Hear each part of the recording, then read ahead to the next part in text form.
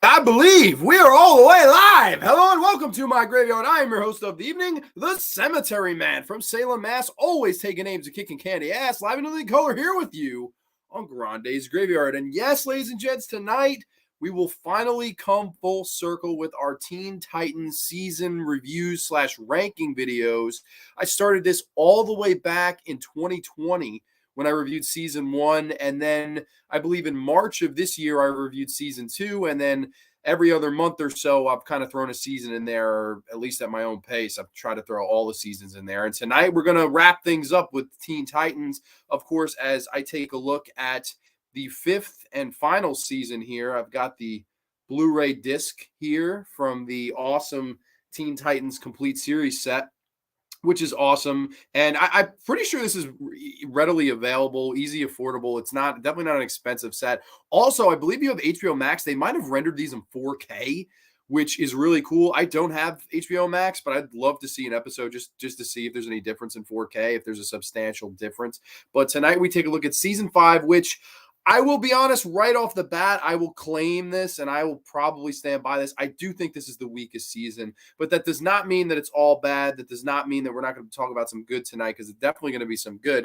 But also, what kind of acted as the true series finale was the made for TV movie, which came out after the season 5 finale. This is Teen Titans Trouble in Tokyo. This is the made for TV movie, also a part of this cool Blu-ray set. So I figured tonight we dive right in and do the classic series ranking. Of course, the same format as always. We'll run through all 13 episodes, this time plus the TV movie, and we'll get right underway with Teen Titans Season 5. But before we do have someone in the chat. Good brother Wes is in the chat. I am the Ice Lord. Good evening. Good evening, my friend Wes. Hope all is well with you tonight.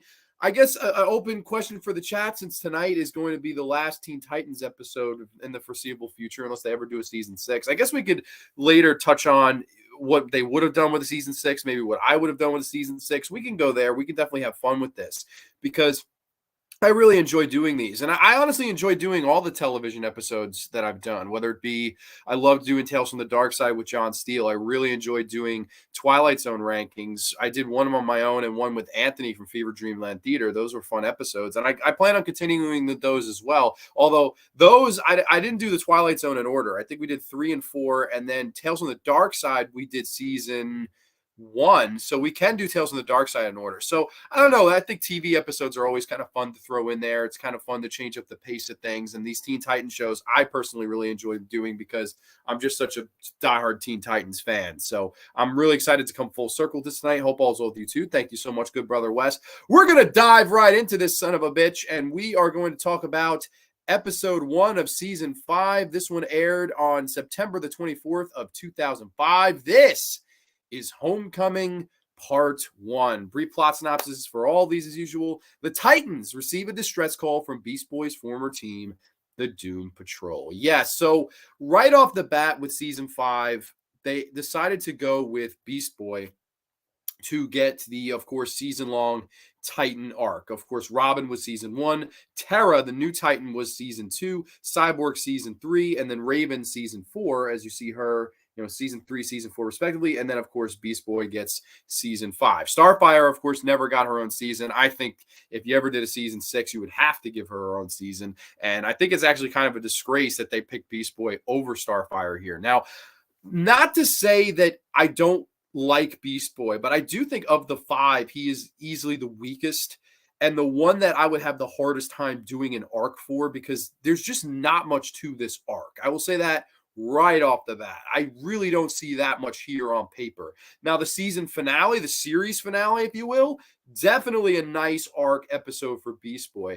But the overarching season-long arc with the Brotherhood of Evil and the Doom Patrol and Beast Boy, that I don't think there's too much for his character. And we can get right into it, because it really starts here with this episode, of course, Homecoming. This is Homecoming Part 1, where we see that Beast Boy used to be a part of another superhero team called the Doom Patrol. And they, in my opinion, and people will get upset with this, I'm sure if people watch this, I'll get hate mail in the comments, but I always considered the Doom Patrol to be a very bad ripoff of the Fantastic Four.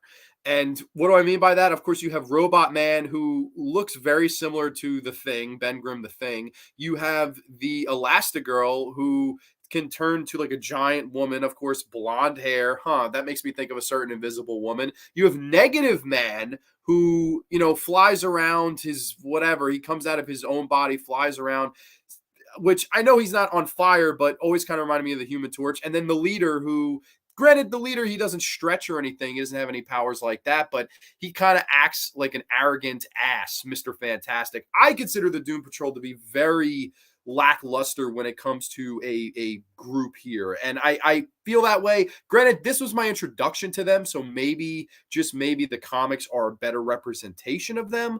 But for me personally, I am not a fan of the Doom Patrol. I think the Doom Patrol kind of sucks. Slasher Fred weighs in. The Doom Patrol sounds a lot like a Toon Patrol, which is what Roger Rabbit calls the Weasel Gang and Who Framed Roger Rabbit. That's a lot better movie than this is an episode, I'll tell you that. Welcome, Fred. I don't know. The Doom Patrol to me just felt weak. But we're introduced to them. They show off all their unique talents. This is, of course, before Beast Boy was with the Titans. They all get captured. Beast Boy has a chance to stop the villain or save them. And, of course, he saves their lives. And for some reason, the lead, of the Doom Patrol, Mento, as he's called, berates Beast Boy. You let him get away. You're not cut out for this team, kid, and all this stuff. And Beast Boy quits the Doom Patrol. And then, of course, we know that he eventually finds the Teen Titans. Of course, this episode starts where the Titans are chilling in Titan Tower. And then all of a sudden they get this robot that comes in, and Beast Boy knows it's for him. He says, the Doom Patrol, they're in trouble. They raised me. We have to go save my original team. So the Titans head out into the jungle, and their adventure kind of plays out. Now, the biggest issue for me, there's a few with this particular episode, and I guess I can spoil this. This is kind of my least favorite episode of the entire season. I really don't like this episode at all. I don't like either one of these two parts. The Titans, my issue with this is the Doom Patrol are all assholes, like all of them. I don't like any of them. I don't like Robot Man. I don't like Elastigirl. Oh, come on, Steve. Don't be hard on the kid. No, she's just over. I don't like any of them. I think they're just all ungrateful, and they're looking down on the Teen Titans. Oh, you're just a bunch of kids, all of this stuff. And I get that that's how they're supposed to be written. Like, this big adult team that was around before the Teen Titans thinks that they're holier than now, greater than. I understand that. I get the writing. I understand what they're going for here, but you made the Doom Patrol incredibly unlikable here. And that's my big issue with the episode. It's not unlikable to the point where, okay, they're unlikable, but I respect them. What is there really to respect? Mento looks at Beast Boy in anger for saving their lives, and instead of saving the day. I thought that was a disgrace. Like, what kind of a heel? What kind of a lead hero says something that heelish? I mean, I just don't like Mento here. I just think he's kind of an asshole, but in all the bad ways, in my humble opinion. Now we're introduced to the Brotherhood of Evil, who will be our recurring villain throughout this entire season. And once again, lackluster for me. You have the Brain, which is just this jar brain and a skull on the jar, which I didn't really ever like. I didn't find it intimidating. I didn't find it memorable. I found it quite dull, quite lame, to be honest. There's a monkey, Muva. I believe his name is. I want to get his name right here because it's definitely he's.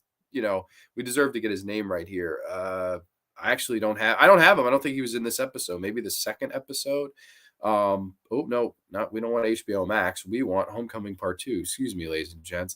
I think it's Muvala. Okay, it's not, for whatever reason, I can't find it. But there's a big talking, intelligent monkey / ape that's in this. Of course, you have Madame Rouge, who to me was the most interesting of the new villains. I liked Madame Rouge. I think she should have been the lead villain for the entire season. And I think that would have been something interesting and a different dynamic to play with, right? Because we have Slade, who's the main villain of season 1 and 2. You have Brother Blood, who I felt was a sort of bad ripoff of Slade. And then we have Trigon in season 4.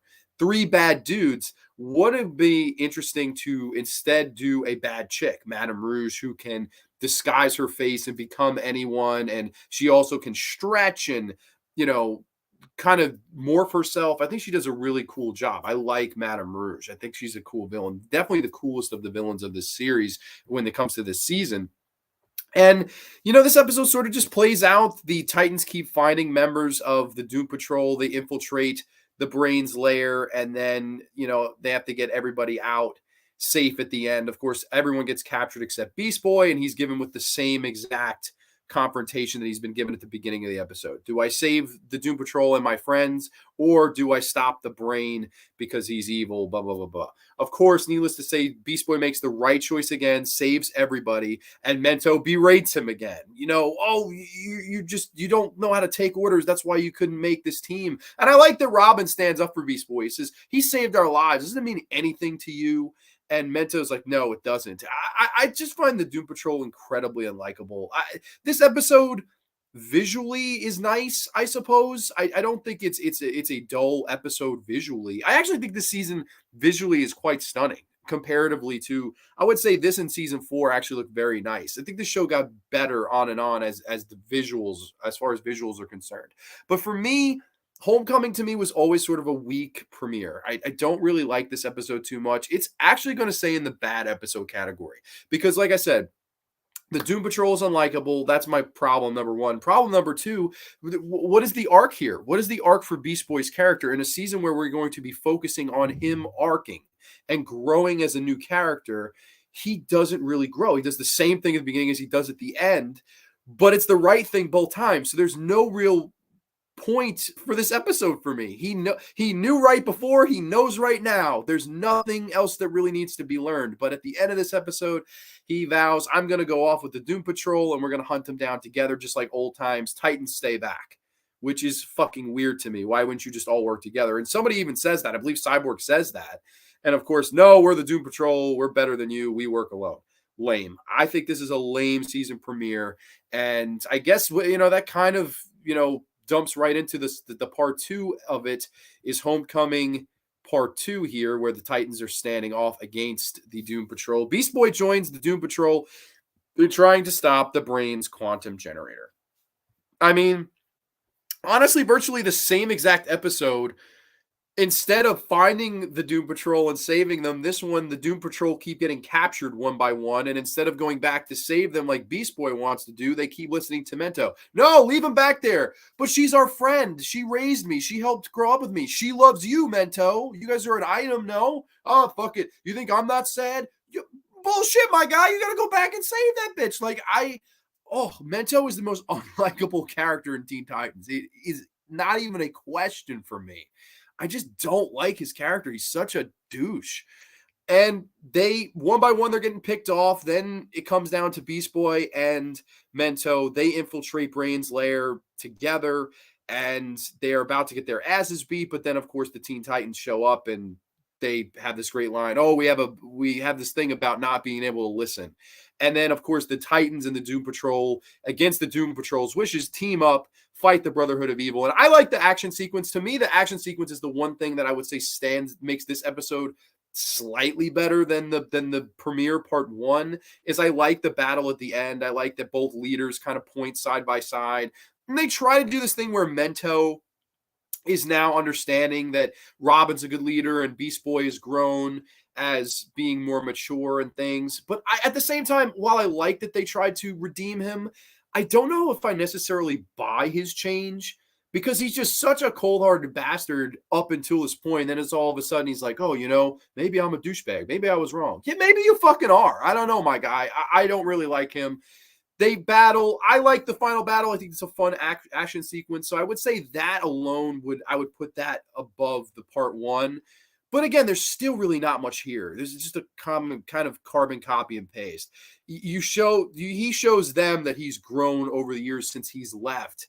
And in my opinion, he's kind of shown them that he's better than them. He's grown past them. No matter how much older they are, no matter how much their legacy is as a group, I think that Beast Boy kind of shows them up in this episode, and so do the entire Teen Titans. We're just a bunch of kids. We saved the world in the last season. We've saved the world numerous times. We've fought crime. We've fought the baddest of the bad. Show us our respect. And I guess that's, kind of one of the things that irks me about the Doom Patrol. This episode, Homecoming Part 2, I guess you could say it's okay. It has good intentions. It has a fun final battle. But overall, to me, it's a very carbon copy and paste of the previous episode for me. So Homecoming, the 2-part premiere, very iffy on it for me personally. Let's see. Slasher Fred says, speaking of the Fantastic Four, if you ever watched the original Charm, Julie McMahon, who played Doom in the 2005 film, also played the character Cole. I love Julia McMahon. He was also on a show called Nip Tuck, which is a really short-lived show. I'm not sure if there's a complete Blu-ray set of that out, but I always really liked Nip Tuck. It was a weird fucking show, but I always liked that show, and I liked him on it. I thought that was an interesting little show, of course. But now moving on into season 5, this is episode 3, which aired on October the 8th of 2005. This is Trust. Yes, Trust from season 5, episode 3. I give a brief plot synopsis. Madame Rouge tries to gain Hotspot's trust in order to snag his Titan's communicator. Yes. So here is an episode where when I first watched this season, I knew something was going to be wrong, because this is one of many episodes in this season that do not feature the entire team of the Teen Titans. Now, this one focuses majorly, I don't know what word that would be, mostly, I guess, on Hotspot's character, who we've seen in other episodes. We saw him in the Winner Take All episode. Of course, Hotspot's another hero. He's an honorary Teen Titan. He has a communicator. And the goal for the Brain, Madame Rouge, and the killer gorilla, I always forget his damn name. It'll come to me. I think it's Muvala or something like that. They want to get the Titan communicator and track it. This way they know where the Teen Titans are at all points, which is an interesting kind of plot. But again, they're going after the honorary Titans instead of the main team in order to kind of be like, oh, you're second-rate Titans. We can just squash you, get your communicator from you, and go from there. I get it. This whole episode is really like a cat and mouse episode where Madame Rouge is chasing Hotspot throughout the town that he protects, and she at points tries and pretends to be Robin. She morphs into Robin. Hey, power down, give me your communicator, trying to trick him. Of course, she cannot get too close to him, though. That's kind of the whole thing with this episode, because if he is on fire, then she starts to melt. That's one of her, weaknesses. If she's set too far on fire, she will melt down, or if she's set too cold, she can burst into a million pieces. It's an okay episode. It's okay for what it's trying to do. It's actually a fine episode, but at the same time, this is the first one where the Titans aren't there. They're sorely missed. Where's Beast Boy? Where's Cyborg? Where's Raven? Where's Beast Boy in his season arc? We focus on Madame Rouge chasing Hotspot for 15 minutes. Then Robin finds out about it, comes and shows up, and then they play the whole who's the real Robin, who's the not the real Robin game, where Madame Rouge is pretending and Robin's like, I'm the real guy. They have a fight, and then basically the episode ends where you think they defeated her. You think that he survived, but instead Madame Rouge was hypnotized. I'm not hypnotized, but morphed as Hotspot, and has the communicator now. So the entire thing is 20-minute cat and mouse game where Robin shows up the last 5 minutes and fucking the heroes lose, the villains get the communicator. Okay, it has a decent atmosphere. It has decent tension. It's not poorly acted. I like Madame Rouge being the main villain of the episode. But at the same time, it's not an episode of Teen Titans I'm ever really going to grab for and go, okay, this is something that I really want to get into. Not really. I mean, this is not a great episode of Teen Titans. This is not a memorable episode. This is sort of a filler one. This is sort of a, let's do this to move and advance the story along. I would have been interested if maybe you given Hotspot more of a story here. If you're going to use Hotspot in an episode, maybe do something with his character. I don't know. I mean, maybe, and this easily could have been anybody else. I mean, it really could have. I mean, I don't know why they decided to do Hotspot here. I know that for the longest time they wanted to do an episode on Jericho. Jericho was an honorary Titan. Of course, he had not shown up until this point. My guess is they didn't do Jericho because Jericho is a sign language superhero. And it would have been hard to carry an entire episode without dialogue from your lead hero. So my guess is that's why they didn't do Jericho. Jericho shows up in the last two or three episodes. Jericho shows up and doesn't ever have a line. But I just thought that was interesting. But I don't know. To me, this one, I want to say it's okay or solid. It maybe is solid for what it's trying to do, but it's not one. I would say it's a solid episode. I can't fault it technically. I do think it's good on all fronts. It's just one where I missed the whole team being in it. I don't think you gave Hotspot enough to do. You gave him his own episode, nice, but what are you doing with it? Where's the next step? And that to me was a big missed opportunity here. And I don't know if I would have went with Hotspot. You could have done so many other Titans. You squashed Wildebeest at the beginning, and I don't believe we ever see Wildebeest again. So I don't know if he fucking got killed. I have no fucking idea. I believe actually, no, he might show up in the finale and he's like frozen. And they're like, oh, we have Wildebeest as a frozen trophy. Whatever. I mean, Wildebeest never had lines either.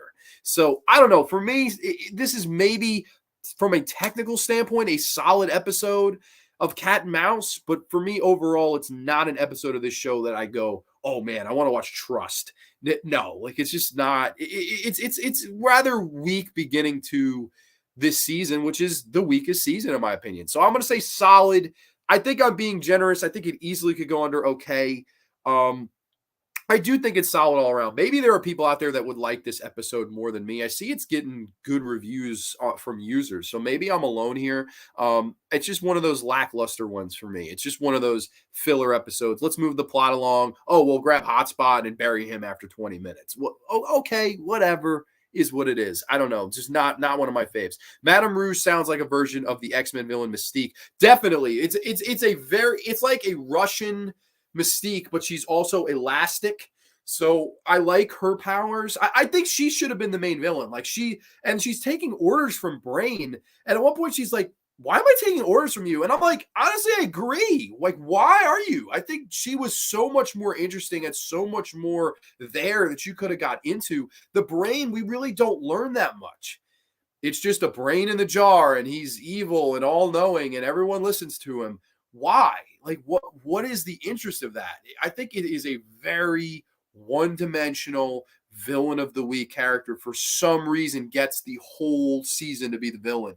And he pales in comparison to every main villain that came before him. Hell, even some of the side villains are way better than the Brain to me. I don't know. I even think the giant, brilliant talking gorilla was a better choice here for the fucking lead villain of the series. I don't know, or the season, I should say.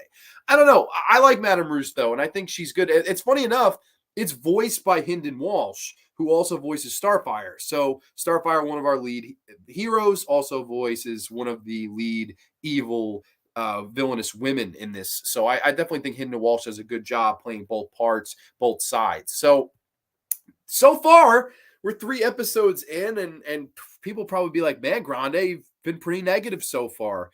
Well, if you think I'm being negative so far, this next episode is where the positive begins for me. And I think Teen Titans Season 5 goes on a little bit of a nice run right around this point, and I'm talking about the October 15th episode from the year 2005. This is Season 5's Episode 4.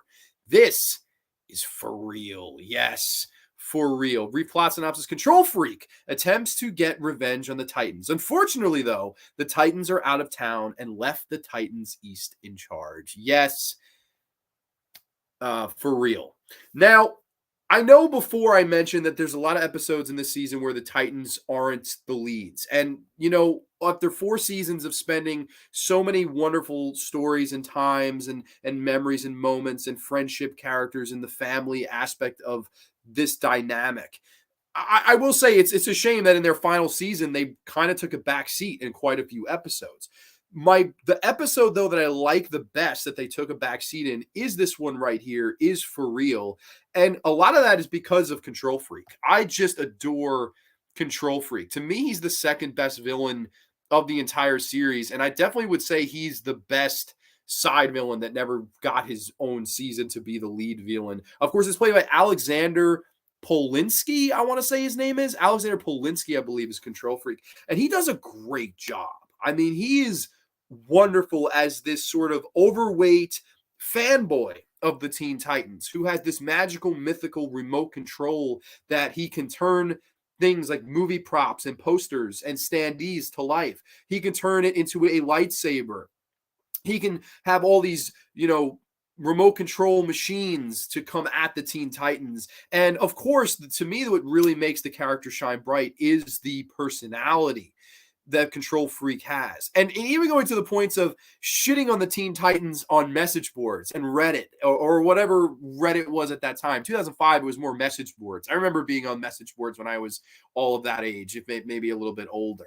But I love there's some fun moments in this episode where he's shitting on them on the message boards. That's just so funny. Like, that's what a modern day heel would do. I'm going to bury you on the internet, like typing, and there's people commenting, yeah, screw them, you know.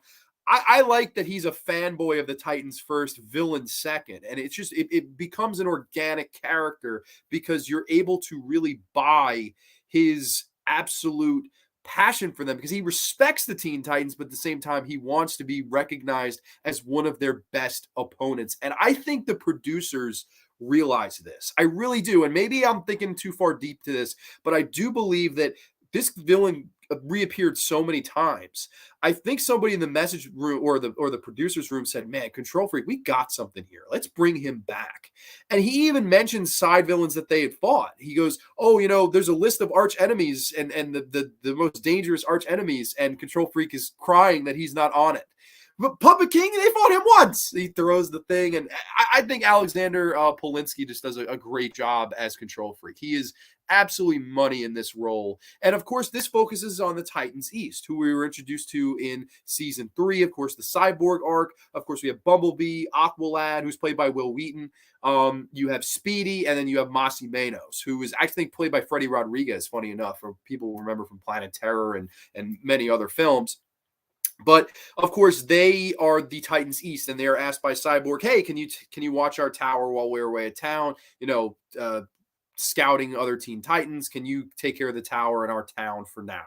And Control Freak shows up, and he has all these plans and gadgets to destroy the regular Teen Titans, but unfortunately for him, it's the Titans East, the lackluster, the B plan Teen Titans. And I like that they acknowledge that here. That was the smartest thing that they fucking could have done, was acknowledge that this isn't the main core 5. You're never going to be the main core 5. Those 5 are it. But that doesn't mean that we can't still kick ass and take names too. And that's the whole kind of arc for this team in the episode. Yeah, we are second rate. We aren't the Teen Titans. We're the Titans East, and we're going to embrace that. And we're going to take you out too, Control Freak. And Control Freak, what he does is he separates all of the Titans East and gives each one of them side missions around the town that they have to succeed or fail in. And of course, you have Bumblebee has to disarm a bomb on a train. You have Masi Manos have to hit these 2 buttons to disarm a bomb, but they have to be hitting the buttons at the same time. And of course, they only can run fast if they're holding on to each other. Aqualad fights a mechanical shark while trying to close the water valve and having all this dirty water contaminate the city's water supply. And then Speedy has all of these fucking missiles coming at this bridge. And I love how this episode plays out because, number one, it does have a wonderful, fantastic sense of humor, and all of that is Control Freak. Control Freak is great. But I like that they gave each individual Titan East their own mission. Like, we have to prove ourselves not just as a team, but as individuals. And I love how Bumblebee has to disarm the train, but she only is at the size of a bumblebee. She is trying all these things to smash it, whatever. She ends up using her brain and making the timer freeze with her sting. Loved that. You have Aqualad. He can't turn the valve in time. He turns and sees that the contaminated water is coming. He kind of sits in front of it, swims away, and the mechanical shark gets all of the contaminated water. Masi Manos don't know what to do. They're running back and forth, hitting the buttons, but they don't know how to hit them at the same time. And of course, got it. They spin around, toss each other off, and land on the buttons at the same time. Really cool. Then Speedy, without his arrows, uses himself as one to save the bridge in time. I thought this was a really nice episode. And for me, if you're not going to have the main 5 in it, this is easily the best of all of those. I think this was just had a nice heart to it. I love the moment towards the end where Control Freak confronts them and is excited that they beat all of his traps. He's excited that they overcame all of the challenges on his side quest that he set them on. And of course, he transports himself right in front of them and they take him away to jail. Just only Control Freak could make that work. To me, For Real is going to be a masterpiece. I love this episode. And it's funny because it gets horrible written reviews. I mean, people really do not like this episode. But I don't know. For me, if you're going to do something different, do it like this. Acknowledge that it's different, embrace it, and use the things that made the original team work here. We have the heart, we have the family aspect, we have a fun, creative villain that was able to bring it out of them. And then at the end, we have this nice, like, kind of heartwarming moment where the city embraces them after at first kind of shitting on them on the internet. I like this one. I actually quite love this one. I think this is one of the best episodes of the last season. Definitely a top 3 season 5 episode for me. This is for real. So brief comment here from Slasher Fred. Oh no, he was here. I'm sorry. Brain sounds a lot like villain Krang from the original Mutant Ninja Turtles. Now, I don't know who came first. Was it Brain? Was it Krang? Krang's a lot better villain than fucking Brain for me. I don't care for the Brain at all. Maybe someone can look that up for me. I don't know. Krang I always loved. I thought Krang and the Ninja Turtles, I thought that was absolute money. I really liked Krang as a villain. Control Freak sounds like Sinestro or Syndrome from the Incredible series, who was also a Seps fan, but then became arch nemesis. Yeah, and that's actually, he was first. And you know what's funny is they have similar designs, right? Like, I guess I could share this here. Let's share this because I don't know if you've seen this. I don't know how familiar you are with this. Let's do screen share. Let's do, because they have very similar design, Slasher Fred. I'm actually glad you mentioned that because I never thought of it this way. But here is the design for Control Freak. I mean, he's a little bit pudgy. He's got the orange hair. I don't know. But I will say this: Teen Titans did it first. Teen Titans, I believe, debuted that character before The Incredibles hit theaters. I want to say they were both in 2004, but my guess would be Teen Titans did it first. And I would say they did it a little bit better. I quite like the Control Freak character. I think he's awesome. So I actually appreciate you mentioning that. That's a good point. King Nigor, hey man, it's his birthday tomorrow. Everybody wish Corey a happy birthday a day early if you want. I sent you a couple gifts. I don't know if you opened the second one yet, but cheers to you, my friend. Glad to see you on the show tonight. Thanks for the support. Labyrinth / UFC breakdowns in the house. Love my new Grande's Graveyard t-shirt. Dude, thank you so much. I'm happy you liked it. I was scared that you didn't get it because I heard back from almost everybody. Like Corey did a stream wearing it, and a few people were sending me pictures of themselves wearing it or whatever on videos or just taking pictures, and I was flattered. And then the only person I didn't hear back from was you, and I was like, oh man, I hope it didn't get lost in the mail or something. And I emailed you. I wasn't sure, but I'm thrilled that you got it, and I'm thrilled that you like it. So thank you so much for the support, brother. It means a lot. Happy early birthday, King Gore. Absolutely, man. Happy early birthday, my friend. One of my best friends on YouTube. One of the coolest guys. Gotta love Corey. He's just good people. But I guess we can screen share again here and get back into the list of fun. I kind of switched the screen here. So let's get back into the screen share, and we will move on to season 5, episode 5, which debuted on October the 28th of 2005. A lot of fives here. This is Snowblind. Yes, the Titans get a distress call from Russia. They encounter Red Star, a superpowered outcast and a creature that thrives on radiation. Yes, of course, Snowblind. Now, this is your classic kind of Captain America ripoff. And what do I mean by that? Red Star, if for people that don't know, Red Star was supposed to be, instead of the perfect American soldier, he was supposed to be created as the perfect Soviet soldier, if you will, the Soviet Russian soldier, where they took this normal looking guy, they gave him all of this radiation. Of course, Dr. Chang from past seasons is on here.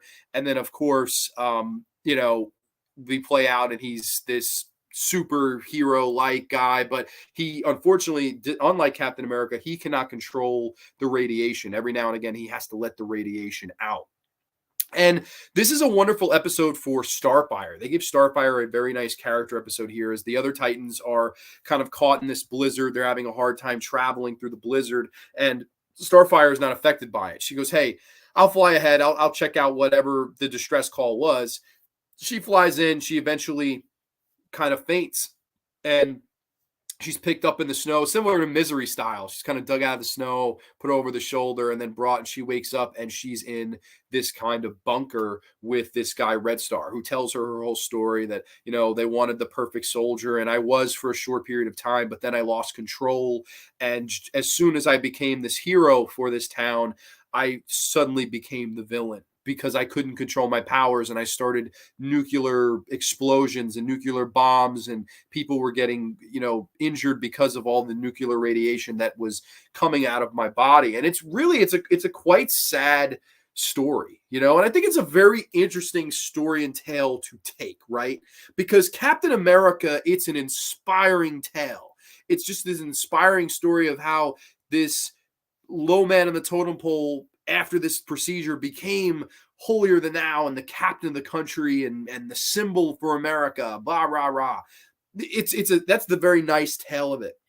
But Red Star, on the other hand, is such a unique spin on things. Here's this guy who wanted to be all of these things as well, but because he cannot control the radiation, instead of becoming the guy, he becomes the GOAT. And not the greatest of all time, but the true dog, GOAT, just bad news. And that's why he secludes himself from the town where he is in this bunker and he stays away from civilization.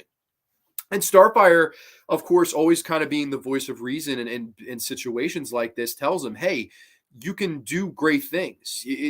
I know you don't feel like you have control of it, and maybe you don't, but you still can be a hero. You still can be something more than you ever thought that you could. And it takes Starfire to tell him and convince him of this, to make him realize that he has to go out there and stop whatever's going on. Of course, there is this big, giant radiation monster, and they feel that he is the only one that can stop it. Of course, the other Titans eventually find the bunker. They encounter him, and he tells them the story again, of course. And then they say, hey, listen, there's something you may not know.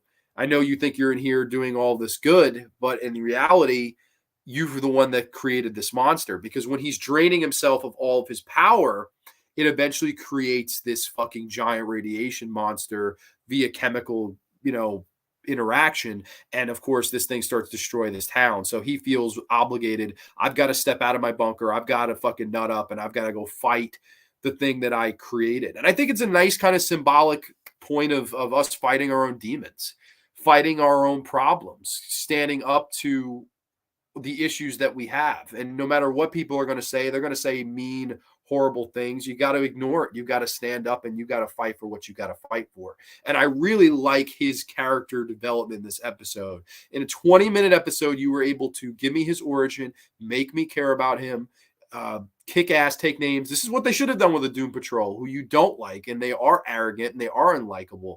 This is, I think, how you handle a new character. And the Titans, of course, you have the heart and soul of Teen Titans, Starfire, make him realize this. As he kind of takes the thing out, the town realizes that they shunned him and they were wrong in doing so. But he's been exposed to so much radiation that Starfire grabs him and has to fly him out to outer space because he's going to explode. And they have a very nice moment together as they kind of hold hands and look at each other. And it's just a very nice, heartfelt moment for me. I really like Snowblind. I think it's a really good episode this season. I like that they gave Starfire one last great character episode here, because this is it. I mean, this was the last season. So this was the last Starfire-centric episode. And I think you did a great job with it. So I'm going to say this is a great one. I really like it. So now we've got 5 episodes, and all 5 have been filled out. So this is pretty interesting. This is pretty fun right now. Of course, 1 masterpiece, 1 great, 1 solid, 1 okay, 1 bad. But we've got just a few to go. So I think we actually have quite a few to go. So we will get there. Let's see. Headed downstairs now. Grande, so generous. Let's see. And thank you, dude. Anytime. Red Star sounds like the villain Dr. Duke Nukem from Captain Planet and the Planeteers, who also hungers for radiation. Yeah, no, the radiation part for sure. Really like this episode. Yeah, so do I. I think they did Starfire episodes so good. Like How Long Is Forever, Troc, Snowblind. They did her really good. That's why I think they should have done a season 6 around her, because I think she's the one that could have had a really interesting arc. But I don't know. I guess they didn't feel like going that way. They went Beast Boy here, which I didn't think was the smartest thing in the world to do, but I don't know. And also, I don't know. Did you open it yet? I'm curious to find out what you got. But in the meantime, I guess we can move on to season 5, episode 6. This is Cole. Yes, Cole, that debuted on November the 4th of 2005. While pursuing Dr. Light, the Titans stumble across a prehistoric jungle in the middle of the Arctic. They make friends with a young girl named Cole and her friend Gnark. Yes, the G is not silent, so people do not correct me, because they correct Cyborg about 10 times this episode. Now, this is an interesting episode because there's a lot I like about it and a lot I find to be very flat. The title, the lead character of Cole, I think she's nothing. I don't really think there's much there for the character as opposed to a Red Star, where I love the origin. I liked the tale. Here we're introduced to Cole and Gnark, which they are friends. They're best friends. And of course, in the comics, Gnark had this love interest named Lilith. If you are a fan of the New Teen Titans comics of the 1980s, that is one of those things where they were a couple and they wanted Lilith in there, but then again, they didn't want to do a love angle here. So they brought in Cole to just do a friend dynamic, a guy-girl friend dynamic. They're not together, just friends, friend zone for life. And Cole has this unique ability where she can kind of turn to crystal and have things reflect off of her and things like that. And she can be used as a weapon. Her power is interesting. And Gnark is just kind of this caveman guy. Her power is interesting, but the character is not interesting. There's really nothing to the character for me. At least in my opinion, I didn't find her character interesting enough to kind of base a whole episode on it. The Titans come, they have dinner with them, they kind of make friends, they make peace, and then Dr. Light is off being a supervillain now because the Titans had squashed him all these times before, especially Raven.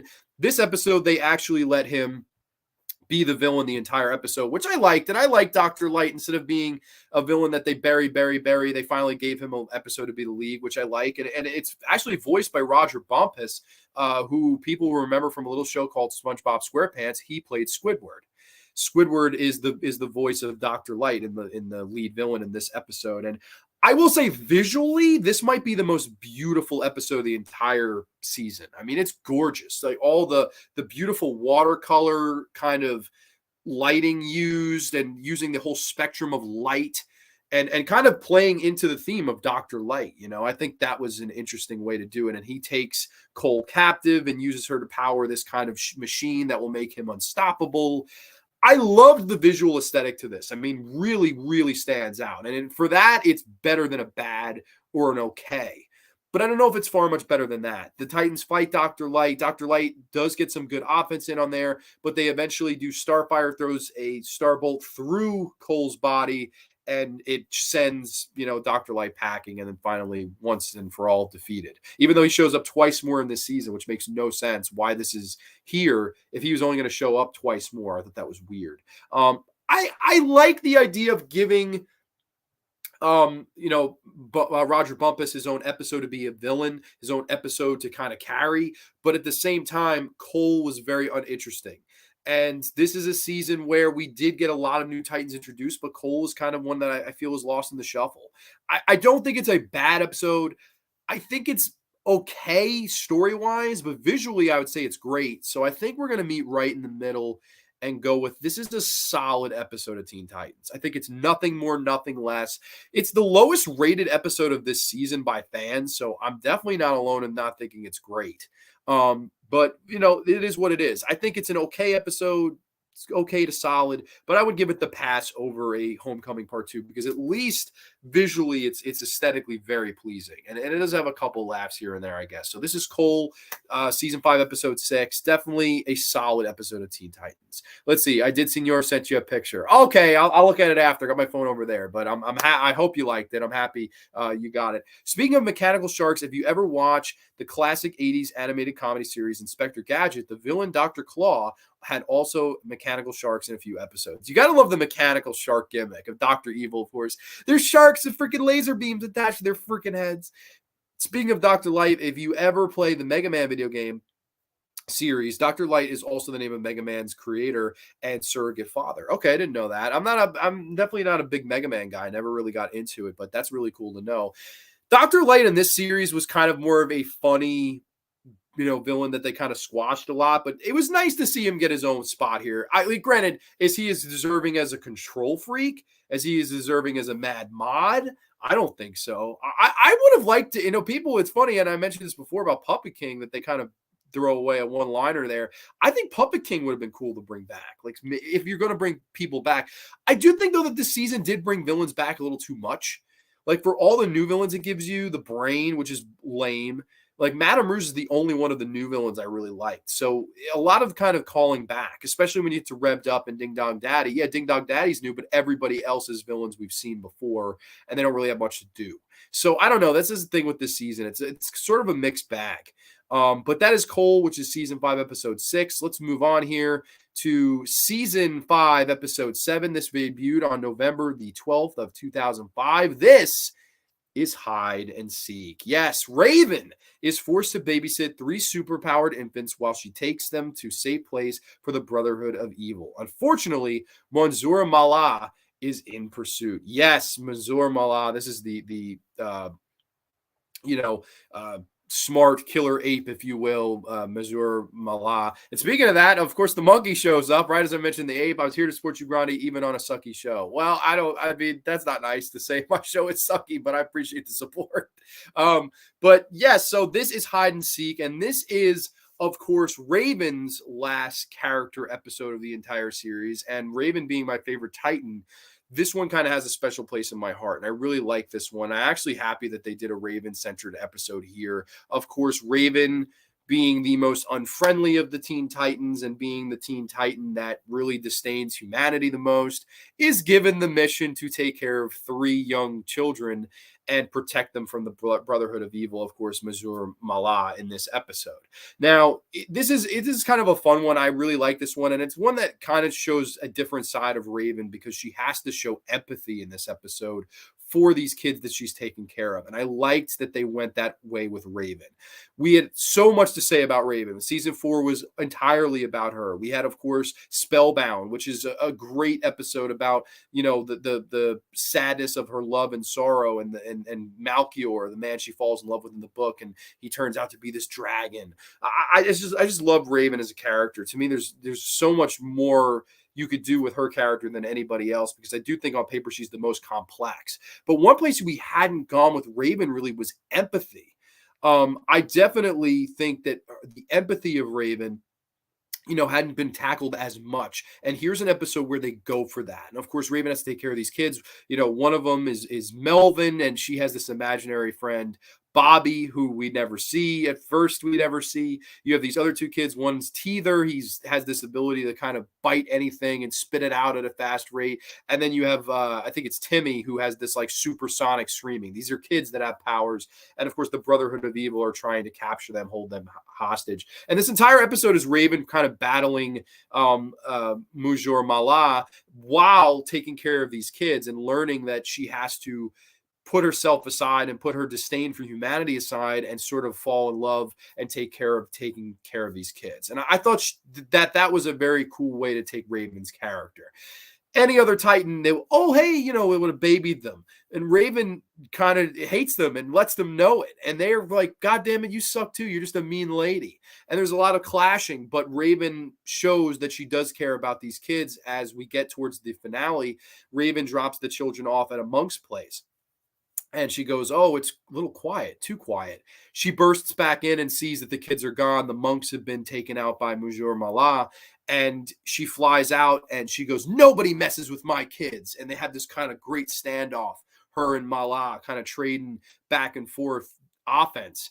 And then out of nowhere, Mallah gets the upper hand, knocks Raven out. And we think, holy shit, he's going to win and get away with these kids.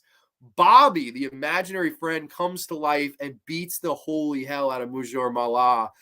And it's just an awesome scene. He's like a giant, ferocious teddy bear. And he beats the holy shit out of Mallah. I thought that was a really fun kind of moment. Raven wakes up and like only Raven could. Whoa, Bobby's real? Like shit. Like this whole time I've been giving Melvin shit that the imaginary friend isn't real, and this whole time it was. I thought that was a nice moment. And of course the kids say, hey, we're gonna miss you, Raven. And Raven says, I can't just leave you. And they say, yes, you can. Bobby's here, the monks are here, you've taken care of us, and you've shown us that you do care. And we know you have our back, and we know that you'll be here for us. And Raven, without missing a beat, goes, I am going to be here for you whenever you need me. And she reaches out to communicate her. They take it and all kind of embrace in a hug. And I thought that was a nice, as the kind of camera pans out and Raven gives into her emotional side, her empathetic side. I love this one. I'm just a big fan of Raven. I'm a big fan of Tara Strong, how she played the character. of course, like I said, taking the character that hates humanity and giving her 3 adolescent children. I thought that was a fun kind of way to take this, a fun direction to take this. And I think that Tara Strong does a good job as the slow, gradual, I can't stand these kids, I can't stand these kids, I can't stand these kids, to the end. I got your back, and I'm here for you whenever you need me. Bring it in. Love it. And that's, to me, why Raven is the best of the Teen Titans. I just love Raven. To me, there's nothing you could do wrong with this character. It's just such a great character. For me, I would say a great episode. I think it's a great episode of Teen Titans. I like this one. I'm a sucker for Raven, but it is what it is. Let's see. Monkey says, I'm talking about the Teen Titans Go, your show. I am bananas about Grande. Oh, thank you. No, I didn't mean, I know. But Teen Titans Go, I agree with. That show is bad. Teen Titans, the original series, I think is arguably like a top 5 show for me. And honestly, I like doing these. I like doing the show retrospectives, like I was saying at the outro, the intro, I guess. Twilight Zone I've done Tales from the Dark Side. This was the last season of Teen Titans I can cover. So it's been a really fun journey. It's been over a year doing these. So I'm really happy to, kind of come full circle with it tonight about Typo. You should know by now I'm not an S. Oh, I know. I thought you were, I don't know. I guess I read it wrong. Brit's in the house. Brit, did you get your shirt yet? I hope you got your shirt. I saw that UFC. I was going to call it Pan's Labyrinth. UFC Breakdown Labyrinth got his, and he was saying how he loved it. So, Brit, I hope you got the shirt. I sent it out. I don't know. It said it by Friday, so maybe you get it by tomorrow. I don't know, but I hope all's well with you, Brit.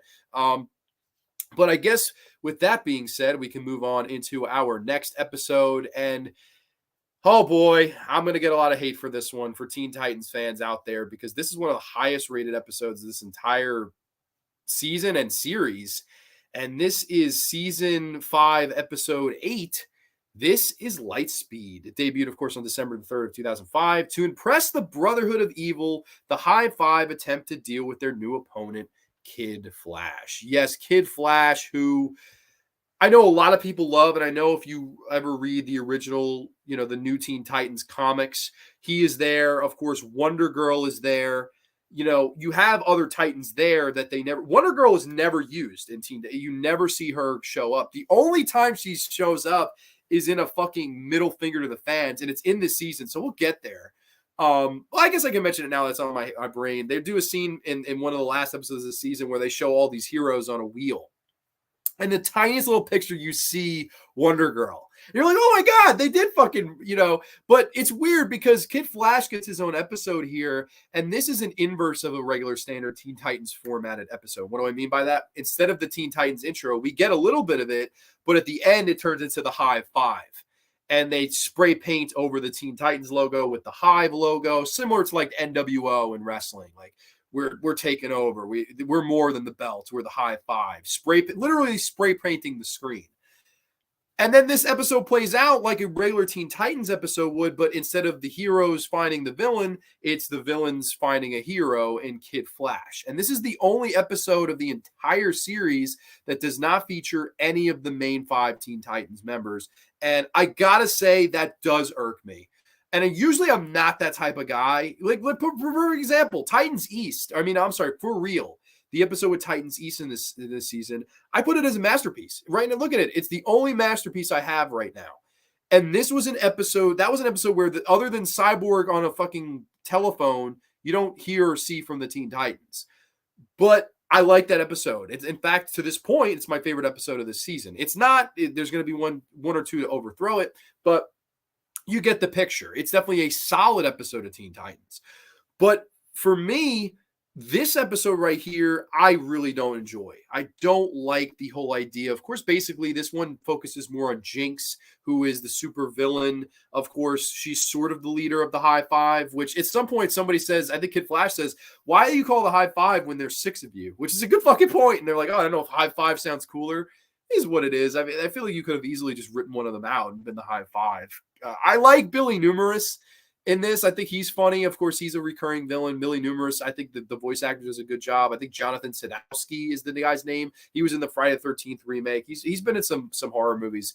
But, of course, Jinx kind of falls for Kid Flash, and Kid Flash is charming her, and he's trying to get her to realize her true value, her true kind of meaning, and that she can turn and become good. And then her whole argument is, hey, I'm Jinx. I'm bad luck. I'm all of the bad things. So I can't be good. And then on the flip side, she wants to capture Kid Flash to impress Madame Rouge and the Brotherhood of Evil, and thus having them join. I don't know. To me, it's sort of a mess of an episode because, first of all, the Brotherhood of Evil, they have like every fucking villain the Titans ever faced. You're telling me Kitty and the fucking spider head guy, they were more threatening and recruitable than the High Five, where we've seen the High Five a ton. You're telling me the fucking Puppet King we've seen once, Punk Rocket, who we saw once on a 12-minute lost bonus episode. I think that whole dynamic of, oh, we have to prove ourselves, that's so bad. That's bad writing because every fucking other person didn't have to do shit and did less against the Teen Titans than the High Five did. And I thought that was a very, very messy writing personally. Just personal. I don't like that writing. Kid Flash, I don't really care for the character. There are people that do. I see the fucking reviews, the fanboys that love Kid Flash. I'm just not one of those people. I don't really get the appeal. We haven't seen or heard from his character at all this entire 5 seasons. He just shows up and, hey, I'm Kid Flash. And he's trying to be all cool. And, hey, you know, there's more to you, Jinx. There's more to you. I just think it's rather lame. I don't know. Madame Rouge shows up. She's, you know, very mean to Jinx, very standoffish. Jinx is trying to kiss her butt. And then Madame Rouge kind of says something like, hey, you know, you're nothing. You're just a child. Get the fuck out of my way. I'm going to take my prize. I'm going to take Kid Flash. And Jinx says, hey, if you're so great, catch him yourself. And she lets Kid Flash go. Kid Flash gets away. And then Madame Rouge says, like, you're a pissant, basically, and kind of goes away. And then Jinx is walking off into the sunset where she finds a rose that Kid Flash left for her. And then the episode kind of ends. I know people like this one. Maybe I'm heartless. I don't know. I just don't fucking care. That's really what this episode comes down to. Maybe it is a solid episode. Maybe it is a great episode. I just don't fucking care. I like the whole idea of doing the High Five taking over for the Titans. Not interesting to me. Using the same formula, okay, where it's, okay, of course, we're following the villains and then they come across the hero as opposed to we're following the Teen Titans that come across the villain. I get that. But at the same time, I just think that's fucking, it's just kind of lame. You introduce a new character that I'm not interested in. You're trying to give Jinx more to do, which I don't mind. But Jinx, like, why Jinx? Why Jinx, man? Like, Jinx had some great moments in the show. I love in Deception when she looks at Cyborg and says, you could have been one of us, and Cyborg, without missing a beat, one of my favorite, probably my favorite line delivery of the entire series. I could have been a lot of things. As the whole Hive Academy comes crumbling down, I love that she says that to him. Like, you could have been with us. We could have been together. We could have had it all. And Cyborg, I could have had a lot of things. I could have a normal life. I couldn't have been in this cyborg body. I couldn't be a hero. I could have had my own team. I could have been a lot of things. And I like that she makes him remember that. You could have been a lot. I love that kind of mutual respect, but disdain at the same time. And I don't know. I like her character, but for her to turn babyface, it didn't work for me. I don't like Jinx turning into a babyface. Maybe I'm alone there. Maybe people think Jinx would be a better babyface. I don't know. This is one I liked because I know people love it. So please, if you do, be respectful. Just tell me why. I just don't get why this is a high-rated episode of this season. I really don't. I think it's okay at best. I would say Lightspeed is an okay episode of Teen Titans at best. I don't think it's good. I don't think it's solid. I think it's okay. And that's honestly being generous because I'm close to saying it's bad. I really am. I don't know. For me, it's bad because I didn't personally give a shit. But maybe people do give a shit. Maybe people wanted to see Kid Flash. I don't know. This might be my most unpopular opinion on any episode of the entire 5 episodes I've done this. So I don't know. If people like that one, I'd love to hear back as to why. Because I gave reasons as to why I like For Real, and people hate that one. That's something that did something different. So it's not that I hate it that the Titans aren't in it, although I don't think it helped that particular episode. For Real was one that didn't have the Teen Titans really in it, and I love that one. So it's not a matter of them being in it or not. It's a matter of if it's going to be good without them in it or not. And this one for me was not. It just wasn't. That's just personal 2 cents. Britt says, oh, yay, I'll be on the lookout. It'll got to be there by tomorrow if it's not there by today. I shipped them out first thing Tuesday morning, and it was 3 days. So it should be to you by tomorrow, hopefully. I also sent it to Night Watch Zone. I hope he got his. He's closer to me, so he should have got it already. You were a little bit further, so I'm thinking tomorrow for you. I hope. There seems to be a lot of intelligent animated simian supervillain characters like Gorilla Grodd from Super Friends, Mojo Jojo from the Powerpuff Girls, and Lord Monkey Fist from Kim Possible. Yeah, that's right. I don't know what it is about the intelligent killer smart villain monkey. I don't know what it is, but it's kind of a cliche I like. I don't mind it. Speaking of monkeys, the monkey says Grande Kid Flash is roses and sunshine compared to Ezra Miller. I'd watch this episode instead of Ezra. You should have seen how low his films were going for O-line. Completely laughable low. Yeah, I would say that this is probably better than anything they've done with the Flash in the fucking Justice League or whatever the fuck they're doing with the Flash now. It's not even, I guess that's why I have to say it's not bad, is because it's not poorly done. It's not. It's just that I don't care. I was never a fan of Kid Flash. I never gave a fuck about Kid Flash. Same with Wonder Girl. I just didn't care. And I will say props to the fucking producers for picking a Raven and Beast Boy and Starfire and Cyborg over those two, right? Because on paper what they did was, we all know Robin. Robin's going to be the leader. We know Robin. He fucking left Batman. He's the leader of this fucking clan. But they had a very interesting decision to make here, because then Wonder Girl, people are going to know from Wonder Woman. Kid Flash, we're going to know from The Flash. And they fucking excluded them from this entirely and went with more obscure heroes. Instead of Wonder Girl, we'll do Raven. Instead of Kid Flash, we'll do Beast Boy. And I like that they went there. It was smart. And I would dare to say, without this show, without Teen Titans, Glenn Murakami's Teen Titans, I don't think you would have had a Cyborg in the new Justice League live action movie. I dare to say it. I really do not think this character ever would have been a live action if it wasn't for how good Carrie Payton portrays Cyborg on this show. I really believe that. I don't know if I could prove that, but I would be willing to bet some fucking money that without this show, you would have never got Cyborg in those movies. And I know for a fact that actor has complained with his usage, because in my opinion, you can't get any better than how this show did Cyborg. This is just the best portrayal of the character. You gave him personality, the booyah, all that shit. I just love Carrie Payton as Cyborg. You gave him a personality. You gave him so many great character episodes and arcs. You made him second in command, arguably the smartest person in that fucking room, and easily the most fucking calm and tranquil. I mean, you just can't do Cyborg any better. Britt, Hearts, and you guys saying hi to each other. All right, so we will move on into the next episode. This, of course, is season 5, episode 9, which debuted on December the 10th of 2005. This is revved up. A thief manages to steal Robin's personal briefcase. He then challenges the Titans to a race. Whomever wins the race gets to keep the briefcase. Yes, a race for the briefcase. This one's actually, funny enough, it's written by John Esposito, who he's watched my show before, so I always like to give him a shout out. He's written stuff like Right to Die, Masters of Horror. He's written the 4th of July episodes of Teen Titans, which I believe is called Revolution. He writes this one here. This is a very fun, tongue-in-cheek, kind of turn your brain off, dumb episode, where the Titans go on this big race against Ding Dong Daddy, this new character, and then, of course, all these villains from the past show up in their own kind of personalized vehicles, which I thought was visually kind of fun to watch. And this is an episode that just has a very fun sense of humor. I like the sense of humor here. Of course, you kind of follow each of the Titans through each of their separate experiences. Of course, Raven and Starfire are like, fuck this, let's just fly over everybody. And he kind of zaps them so they can't fly. So they start hitchhiking and mugging people and pretending to be villains. I like that Starfire and Raven kind of got some time together again, because they didn't really get much, right?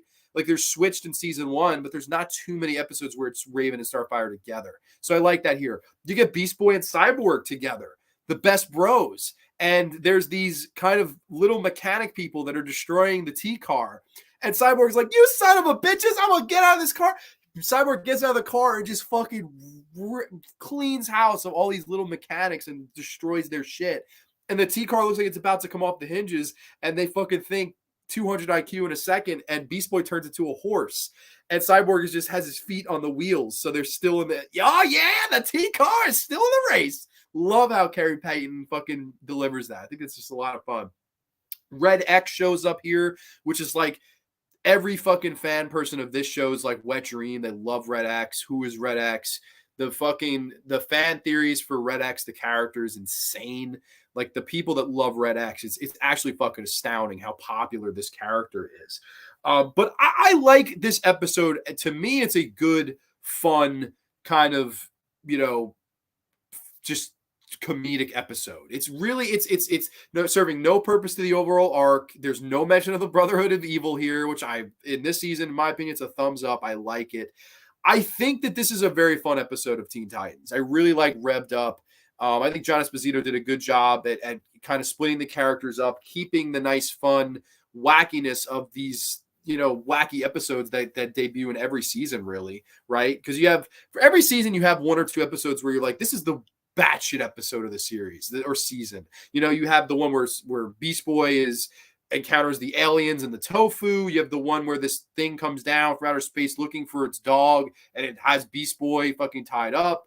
You have a lot of Mother May I, the one with Larry and the broken finger and the whole world taking place on Cyborg's grandma's fridge. You have weird episodes of the show, but to me, in contrast to all of them, like if you were to rank all the weird episodes, I would say this would be towards the top, if not the top. I really like this one.